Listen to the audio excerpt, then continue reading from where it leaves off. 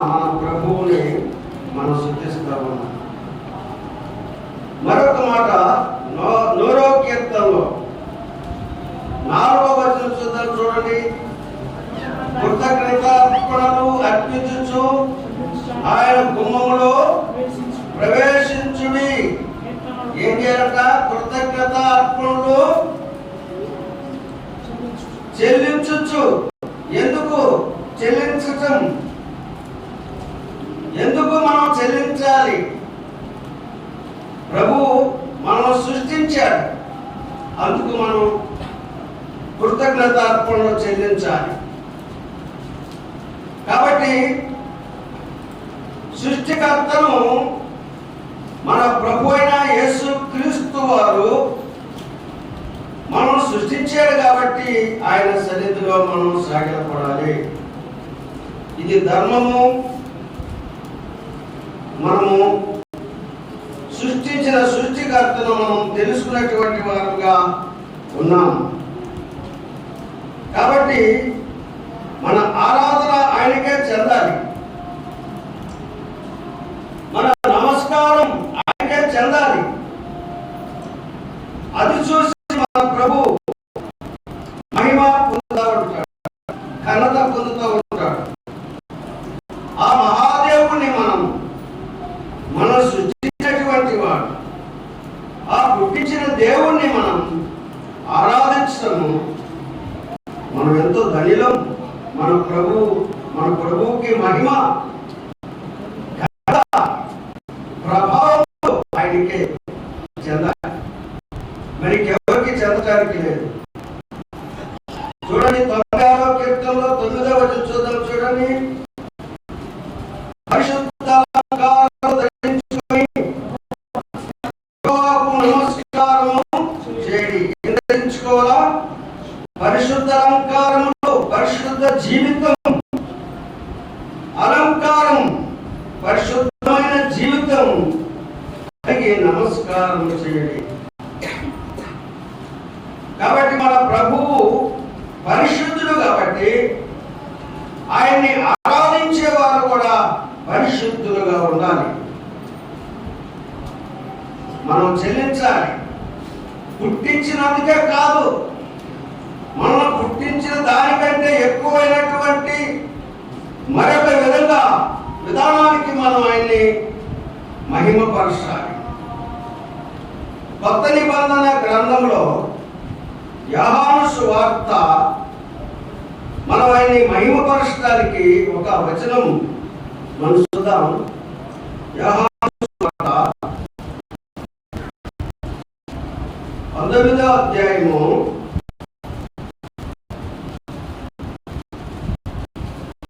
మన దేవుని మహిమపరచడానికి ఆయన సరిపోయినటువంటి వాడు మనం గమనించాలి.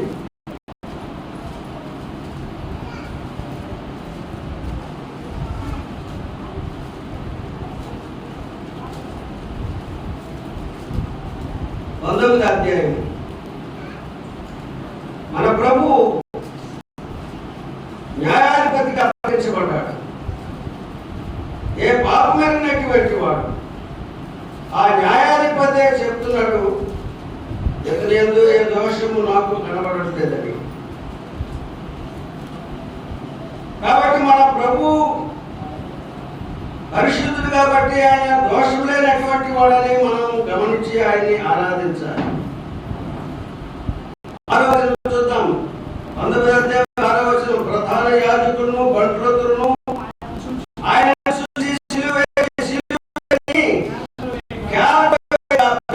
ఆయన యందు ఏ దోషము నాకు కనబడలేదు కనుక మీరు ఆయన తీసుకొని పోయి సిలువేయండి వారితో. అందుకు యూదులు మాకొక నియమము కలదు, తాను దేవుని కుమారుడని అతడు చెప్పుకొని కనుక ఆ నియమము చొప్పున అతడు సాగవలనని చెప్పేది. అతనితో చెప్పేది. పిలాతు ఆ మాట విని మరి ఎక్కువగా భయపడి తిరిగి అధికారం నీవు ఎక్కడి నుంచి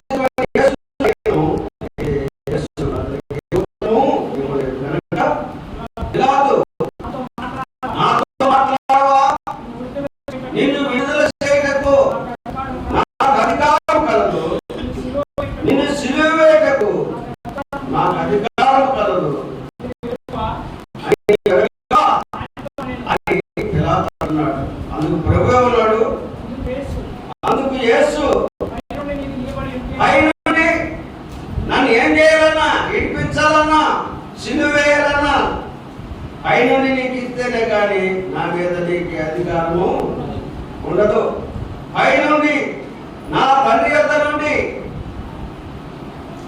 అది నీకు ఇవ్వబడితే తప్ప నా మీద నీకు అధికారం ఉండదని చెప్పాడు.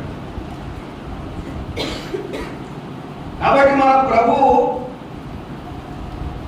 మన నిమిత్తము దుష్టుడి చేతికి అప్పగింపబడ్డాడు. ఆయన మనం మొట్టమొదటిగా ఏమో చెప్పుకున్నాం, రండి నమస్కారం చేసి సాగిలపడదుము, మనల్ని సృజించిన యెహోవా సన్నిధిని మోకరించిన, మనం సృష్టించిన సృష్టికర్త ఆ దేవాది దేవుడు మానవుడుగా ఈ భూలోకములో జన్మించి మన శిక్షణ భరించడానికి వచ్చాడు. కాబట్టి ఆయన ఎంతగా తగ్గించుకున్నాడు, ఎంతగా మన కోసము తను తాను బలిగా అర్పణగా అర్పించుకున్నాడు. కాబట్టి మనము అర్పణలను అర్పించాలి. ఈ అర్పణలు క్షమాఫలాలు, ఆత్మీయ బలులు.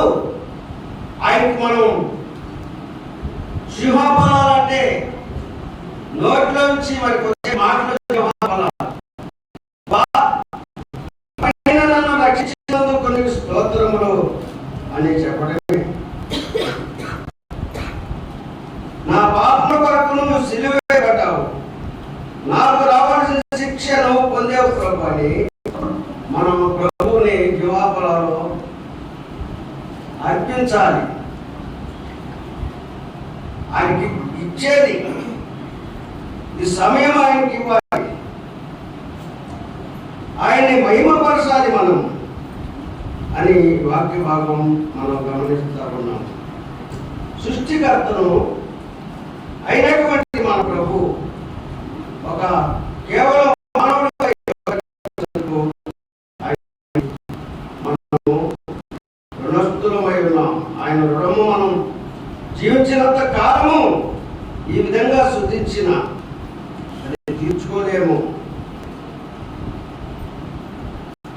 కాబట్టి మన ప్రభు యేసుక్రీస్తు వారు ఒక న్యాయాధిపతిగా నిర్దోషిగా ఆయన నిలబడ్డాడు. 13వ వచనం చూడండి.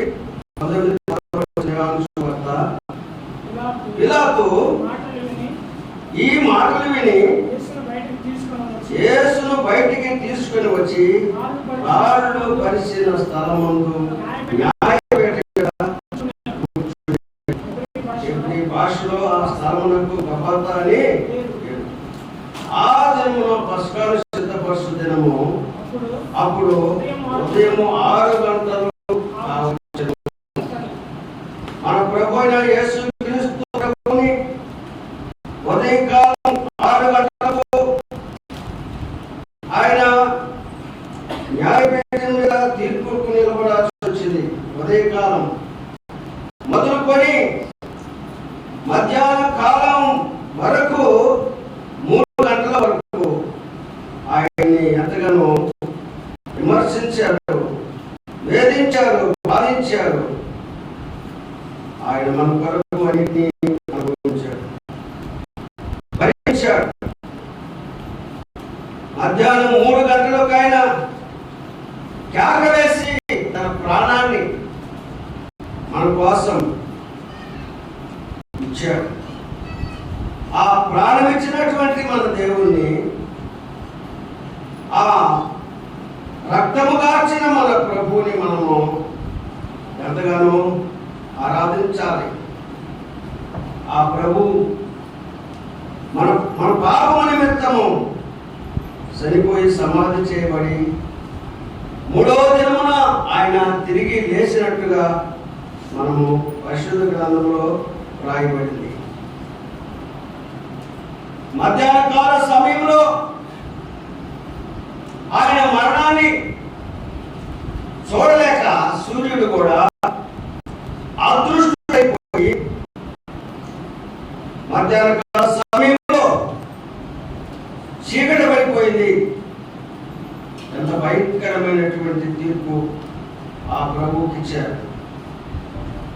ఆ ప్రభు మన కొరకు ఆయన వేదన చెందినట్లుగా మనం చూస్తాం. మార్కు సువార్త 15వ అధ్యాయం, మార్కు సువార్త 15వ అధ్యాయం 33వ వచనం చదువుతాం. 33వ వచనం. మధ్యాహ్నం మొదలుకొని 3 గంటల వరకు ఆ దేశమంతటను చీకటి కమ్మెను. 3 గంటలకు యేసు ఎలోయి లమా సబక్తాని బిగ్గరగా కేక వేసెను. ఆ మాటకు నా దేవా నన్ను ఎందుకు చేయి విడిచితివని అర్థము. ఎక్కడ నిలిచిన వారు ఆ మాట విని ఏలియాని పిలుస్తున్నాడు అనేది. ఒకడు పరిగెత్తుకుపోయి ఒక సుంది చిరకలో ముంచి ఎరువును తగిలించి ఆయనకు త్రాగనిచ్చి ఏలియా ఈయన్ని దించవచ్చునేమో చూద్దామనేమో. అసలు యేసు గొప్ప శబ్దముతో ఆ గొప్ప కేక వేశాడంట. ఆమె చెప్పమంటే ఏమైనా నోరు తెరవడం కదా. ఆయన మధ్యాహ్నం కాల సమయంలో గొప్ప కేక వేశాడు. గొప్ప కేక వేశాడు. విశ్వాసులు 2 ఎక్కువగా మందిరంలో సమాజంగా కూడినప్పుడు 2 మనం చెప్పాలి ఎక్కువగా. 1 వందనాలు చెప్పాలి. 2వది ఆమె చెప్పాలి, గంభీరంగా చెప్పాలి. నోట్లో అనుకోవటం కాదు. కాబట్టి ఆయన మన కోసము ఎట్లాగా గొప్ప కేక వేశాడు. మనందరి కోసం ఆయన కేక వేశాడు. కాబట్టి మనం ఆయన్ని జ్ఞాపకం చేసుకోవాలి. లోకాసు వార్త మాట చదువుకొని మనం స్తుతి చెందుతాం. 22వ అధ్యాయము, లోకాసు వార్త 22వ అధ్యాయము. మన ప్రభు అయిన యేసుక్రీస్తు వారు ఆరాధన సందర్భాన్ని బట్టి మాట్లాడుతూ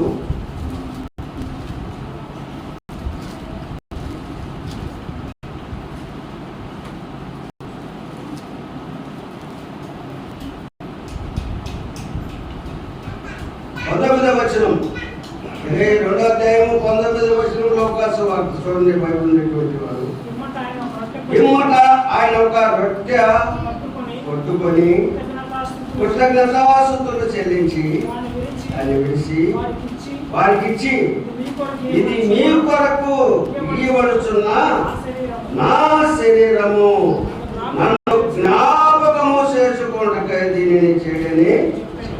ఆరాధన అంటే ప్రభువుని మనం జ్ఞాపకం చేసుకుంటా.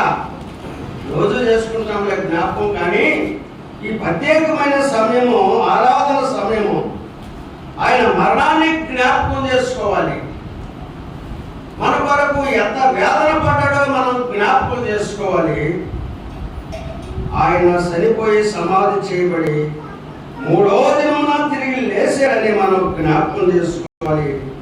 ఆయన శరీరమునకు సాదృశ్యమైనటువంటి ఒక రొట్టె పట్టుకున్నాడు మన ప్రభు. పిమ్మట ఆయన ఒక రొట్టె పట్టుకొని కృతజ్ఞతాస్తుతులు చెల్లించి దాన్ని వేసి వారికి ఇచ్చి, ఇది మీ కొరకు ఇవ్వబడుచున్న నా శరీరము, నన్ను జ్ఞాపకము చేసుకొనుటకై దీనిని చేయని చెప్పాను. దాని ప్రకారంగా మనం జ్ఞాపకం చేసుకుందాం, ప్రభువుని స్తుతిద్దాం, ఆరాధిద్దాం. దేవుడి వాక్యము దీవించి ఆశీర్వదించును గాక. ఆమేన్. పరిశుద్ధ నీ పేరున నీ కాయములే